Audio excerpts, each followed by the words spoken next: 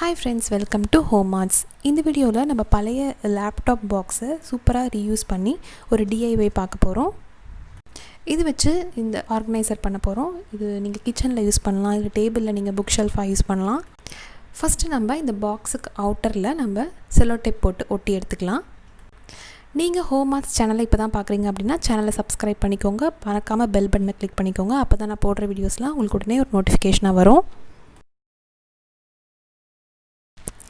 இப்போ நான் ஃபுல்லாக செல்லோ டேப் போட்டு ஒட்டி எடுத்துட்டேன். இப்போ இந்த பாக்ஸோட ஒரு சைடில் சென்டர் பாயிண்ட்டை மார்க் பண்ணிக்கோங்க.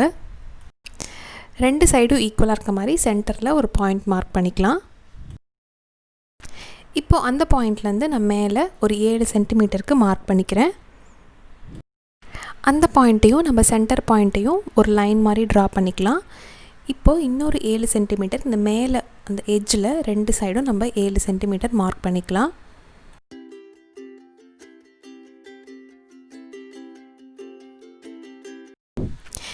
இப்போது நம்ம ரெண்டு சைடும் மார்க் பண்ண பாயிண்ட்லேருந்து அந்த நடுவில் இருக்கிற அந்த கோடு கிட்ட நம்ம ஒரு லைன் ட்ரா பண்ணிக்கலாம். இப்போ அதே மாதிரி நான் இன்னொரு சைடும் லைன் ட்ரா பண்ணிக்கிறேன்.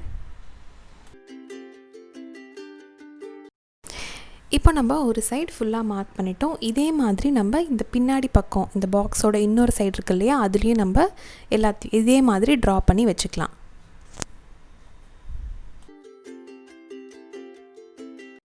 இப்போ நம்ம லைன் வரைஞ்ச இடத்துல நம்ம ஒரு பிளேடு வச்சு அப்படியே கட் பண்ணிக்கலாம்.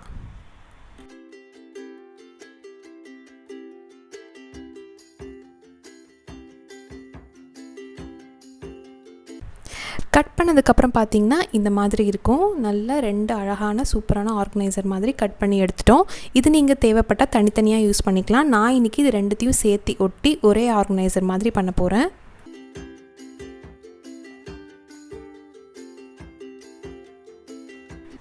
இப்போ இது மேலே நம்ம பேப்பர் ஒட்ட போகிறோம்.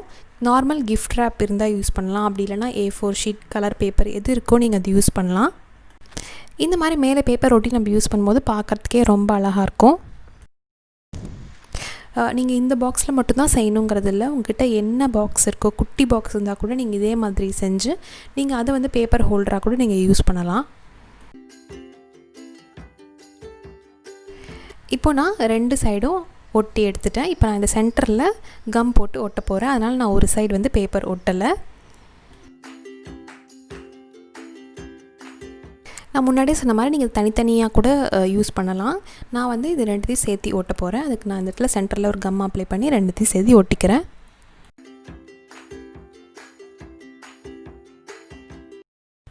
அவ்வளோதான், எல்லா சைடும் நான் சூப்பராக பேப்பர் ஒட்டி எடுத்துகிட்டு வந்துட்டேன். பார்த்திங்கன்னா சூப்பரான ஆர்கனைசர், ரொம்ப கம்மியான டைமில் அழகான ஆர்கனைசர் நம்மளே வீட்டிலேயே செலவில்லாமல் பண்ணிட்டோம். இது நீங்கள் கிச்சனில் பிளேட் ஹோல்டராக வைக்கலாம், அப்படி இல்லைன்னா இந்த மாதிரி ஃபாயில் பேப்பர், பட்டர் பேப்பர் அதெல்லாம் நீங்கள் வச்சு யூஸ் பண்ணலாம்.